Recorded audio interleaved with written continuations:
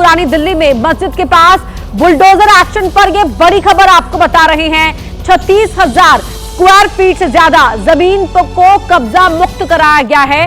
Team ने अब तक 80% से ज्यादा जमीन कब्जा मुक्त करा दी है। मलबा हटाने में टीम को कम से कम 4 दिन का वक्त यहां पर लग सकता है, ये जानकारी वहां अधिकारी दे रहे हैं। और आखिरकार इस अतिक्रमण को क्यों हटाया गया, ये मामला हाईकोर्ट कैसे पहुंचा, किसकी याचिका पर आदेश आया, पूरा मामला समझने के लिए देखिए मेरे सहयोगी बिलाल अहमद की रिपोर्ट।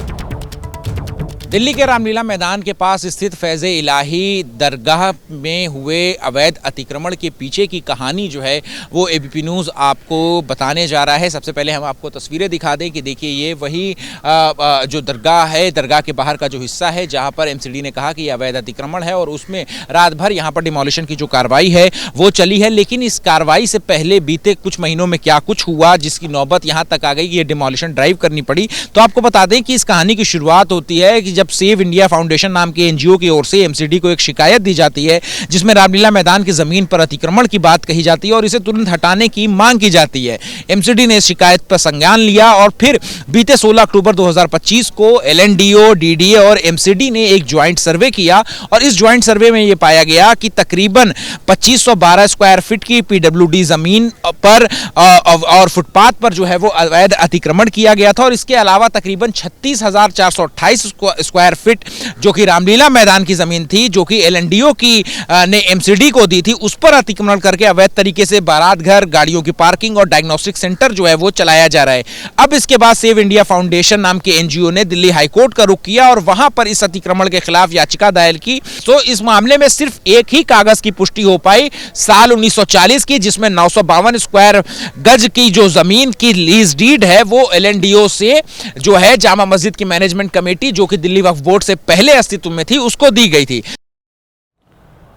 तो बिलाल अहमद ने समझाया आपको किस तरह से ये पूरा मामला हाईकोर्ट तक पहुंचा और हाईकोर्ट के फैसले के बाद ही ये कार्रवाई हुई है। मस्जिद पूरी तरह से सेफ है, सिर्फ अतिक्रमण हटाया गया है। मैं दोनों ही सहयोगी अजातिका, मनोज मौके से हमारे साथ लगातार लाइव जुड़े हुए हैं। मनोज, मैं अब आपका रुख करना चाहूंगी। अभी कुछ और दिन का वक्त लग सकता है क्योंकि इतना मलबा वहां पर इकट्ठा हो गया है डिमोलिशन के बाद। जी बिल्कुल, देखिए जो अधिकारियों से हमारी बातचीत हुई है उनका साफ तौर पर यह कहना है कि 4 दिन का समय इस मलबे को हटाने में लग सकता है। मेरे कैमरामैन अजीत चाकू आपको दिखाएंगे।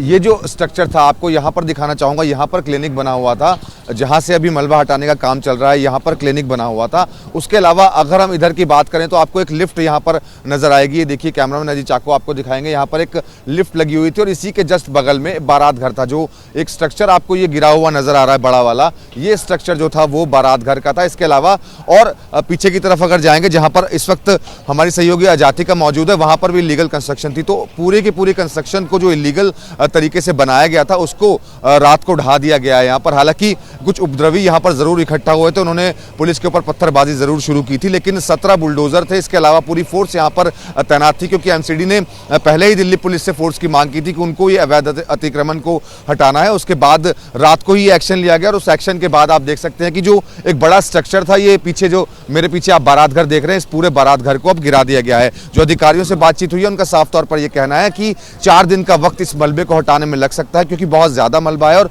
पूरी मस्जिद के आसपास जितनी भी लीगल कंस्ट्रक्शन थी उसको हटा दिया गया है, गिरा दिया गया। तो करीब 4 दिन का वक्त अभी और लगेगा इस मलबे को यहां से हटाने में। जी अजातिका, बख्शे नहीं जाएंगे वो लोग जिन्होंने पुलिस की टीम पर पथराव किया, पत्थर फेंककर उन्हें चोट पहुंचाने की कोशिश की। अब उनकी पहचान की जाएगी और फिर उनके खिलाफ सख्त कार्रवाई करने की बात पहले ही कमिश्नर यहां पर कर चुके हैं। जी बिल्कुल, जैसे कि आपने भी बताया और पूरी वीडियोग्राफी इस पूरे घटनाक्रम की गई है। जो कार्रवाई पुलिस ने शुरू की थी उसमें उपद्रवी कौन थे उनकी जांच की जाएगी। लेकिन इससे पहले देखिए अहम तस्वीरें दिखाने के लिए इस वक्त मैं उस कैंपस के अंदर आ गई हूँ, यानी कि मस्जिद के उस इलाके में जहाँ मस्जिद आपको पूरी तरह से सुरक्षित दिखाई देगी। आपको बता दें सेव इंडिया फाउंडेशन नाम के एनजीओ की ओर से एमसीडी को शिकायत की गई थी जिसमें रामलीला मैदान की जमीन पर अतिक्रमण की बात कही गई और इसे तुरंत हटाने की मांग भी की गई थी। थी। एमसीडी ने इस शिकायत पर संज्ञान लिया और 16 अक्टूबर 2025 को land and development office and DDA और एमसीडी ने एक सर्वे किया था, जिस सर्वे के बाद ये जो जमीन है वो निशाने पर आई और कार्रवाई अब हुई है। इधर देख लीजिए, आपको अंदर से अब हम लोग तस्वीरें दिखाने के लिए आए हैं। मेरे पीछे ये जो आपको इलाका नजर आ रहा है, यहाँ पर डायग्नोस्टिक सेंटर हुआ करता था, उस डायग्नोस्टिक सेंटर को तोड़ा गया है और ये वो जमीन जो मस्जिद के सामने है वो आप देख लीजिए पूरी तरह से सुरक्षित है, कोई नुकसान इस जमीन को भी नहीं किया गया है। और इस तरफ बारात घर जो है वो हुआ करता था, यहाँ पर 2 मंजिल का बारात घर जो है वो आपको इस वक्त अतिक्रमण की वजह से जो तोड़ा गया है उसकी कार्रवाई का निशाना बना है, वो आपको इस वक्त मलबे में समाया हुआ नजर आएगा। ऊपर देख लीजिए, आपको बारात घर की तस्वीर नजर आ रही है। जो लोग हैं आमतौर पर वो यहाँ पर शादी समारोह और जो छोटे मोटे फंक्शंस होते हैं उसे आयोजित करने के लिए इस बारात घर का इस्तेमाल किया करते थे। लेकिन सर्वे में ये पाया गया था कि 2512 स्क्वायर फीट की पीडब्ल्यूडी की जमीन है और फुटपाथ पर अवैध अतिक्रमण है। इसके अलावा करीब 36,438 स्क्वायर फीट जो है वो रामलीला मैदान जो कि एलएनडीओ और एमसीडी की थी उस पर अतिक्रमण करके अवैध तरीके से बारात घर और गाड़ियों की पार्किंग, डायग्नोस्टिक सेंटर बनाए गए थे, लिहाजा इस जगह को तोड़ा गया है। कार्रवाई में सेव इंडिया फाउंडेशन जो हाईकोर्ट में पहुंचा था, अतिक्रमण के खिलाफ याचिका दाखिल की थी। 12 नवंबर 2025 को एमसीडी ने निर्देश किया था कि 3 महीने के अंदर इस अवैध अतिक्रमण को हटाने के लिए कार्रवाई की जाए। हाईकोर्ट में भी इसको लेकर सुनवाई की गई, मौका दिया गया था, सुना गया था दोनों पक्षों को, जो मस्जिद कमेटी है उसको भी सुना गया था। लिहाजा अब कार्रवाई की आपको तस्वीर इस वक्त नजर आ रही है। ये चिमनी का एक हिस्सा नजर आ रहा है, यहाँ पर किचन का जो हिस्सा है वो आपको नजर आ रहा है। बड़े बड़े जो बर्तन हैं वो देख लीजिए आपको बारात घर में नजर आएंगे। और ऊपर जो पूरा स्ट्रक्चर है किस तरह से इस वक्त बिल्डअप किया गया था, कितना मजबूत स्ट्रक्चर बनाया गया था, पूरा चिमनी का जो एरिया है वो आपको नजर आ रहा है। तमाम जो बर्तन है वो नजर आ रहे हैं और बारात घर यहाँ पर ये 2 मंजिल का हुआ करता था, पीछे लिफ्ट नजर आ रही है। ऐसा ये पूरा स्ट्रक्चर जो है उसे तोड़ा गया है इस पूरी कार्रवाई के दौरान। लेकिन पीछे की जगह भी दिखाना बहुत ज़रूरी है क्योंकि ये मस्जिद के सामने का अब इलाका हम आपको दिखा देते हैं। ये देखिए, मस्जिद के ये सामने की ज़मीन है, इस तरफ पार्किंग हुआ करती थी।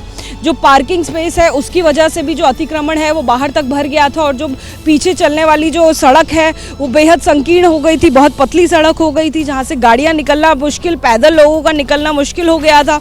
करीब 36,438 स्क्वायर फीट रामलीला मैदान जो कि एलएनडीओ ने एमसीडी को दी थी उस पर अतिक्रमण करके जो अवैध तरीके से बारात घर बनाया गया था, गाड़ियों की पार्किंग और डायग्नोस्टिक सेंटर बनाए गए थे, उसको इसमें तोड़ा गया है। अब आप जो तस्वीरें देख रहे हैं यहाँ पर पूरा जो बारात घर का हिस्सा है वो बना हुआ था जहाँ जो अतिक्रमण में तोड़ा गया है। तमाम आपको यहाँ पर जो कमरे हैं अब वो मलबे में समाये हुए नजर आएंगे। आपको बता दें कि एमसीडी ने 24 नवंबर 2025 को सभी पक्षों को डीसी एमसीडी की चेयरमैनशिप में एक हेयरिंग में रखा था जिसमें फैज इलाही मस्जिद की management committee, Delhi Waqf board, DDA, एलएनडीओ की प्रतिनिधि जो है वो भी शामिल थे। सभी पक्षों के आगे बातचीत की गई कि किस तरह से यहाँ पर अतिक्रमण है उसे हटाया जाएगा। भले ही मस्जिद कमेटी ने दावा किया था कि ये जमीन भी उसी की है, लेकिन वो कागजात जो वैध कागजात है वो पेश नहीं कर पाई थी।